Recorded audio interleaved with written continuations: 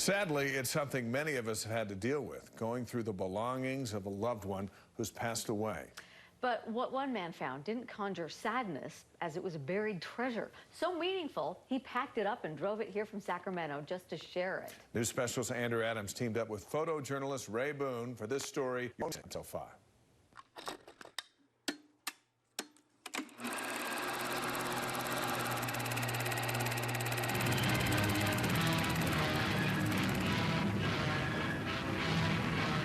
I have been asked to be the spokesman to what you're about to see.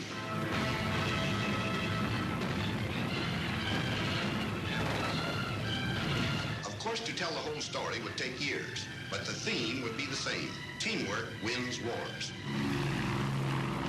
The battle began after World War II ended.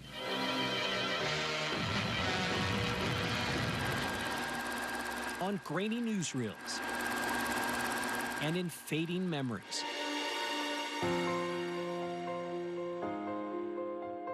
It was a fight with an adversary to which everyone eventually loses. If you come to a place like this and see all the individuals who lived in those times, it becomes very personal. Time takes no prisoners. Some of these are pretty high-ranking people. Jason Burt says with more veterans lost to history every year, You'll have known this person and understand what they've gone through a little better because of that personal connection. there was no better time for this mission, to preserve a lesser-told story of service. You hear about the battles and everything. That's what a lot of people are interested in, but you never hear too much about the band.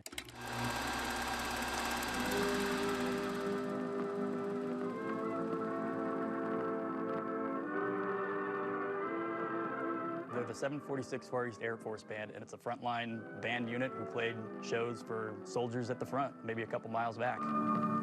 While the band played in the far-off Philippines, the music struck a chord close to home. My grandpa's from here in Salt Lake City. He was a trumpet player. Richard Burt played his trumpet for soldiers and generals. My Army experience began on April 6, 1943. The wire recordings he brought back from the front are the only known remnants of the band's music today. They recorded these in their performance tent in the Philippines. So he came home with these recordings and brought them to KSL in 1946 when he got home. KSL had put them on 5 records, 2 songs on each record.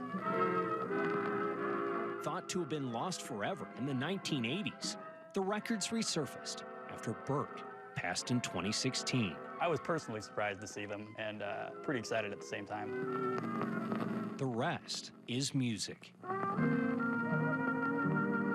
So this is Grandpa. Grandpa may be gone, but his spirit lives on every time Jason plays back those soulful refrains. You can just close your eyes and it's almost like Grandpa's in the room with you playing for you. It's pretty special. I idolized the way he lived his life. He was a great person, great human being. I look at this as my role in moving his legacy forward with music.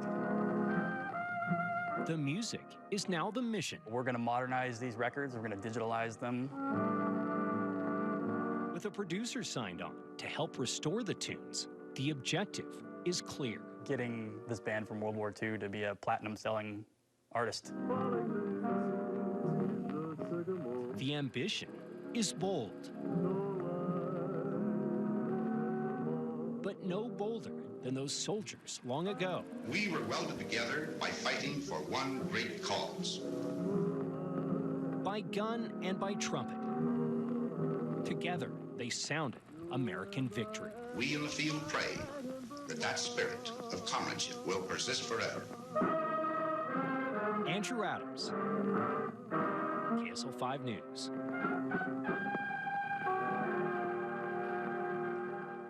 Burt says he's tentatively aiming for November and a Veterans Day release date for the album. We'll have more information on how to connect with that project at ksltv.com.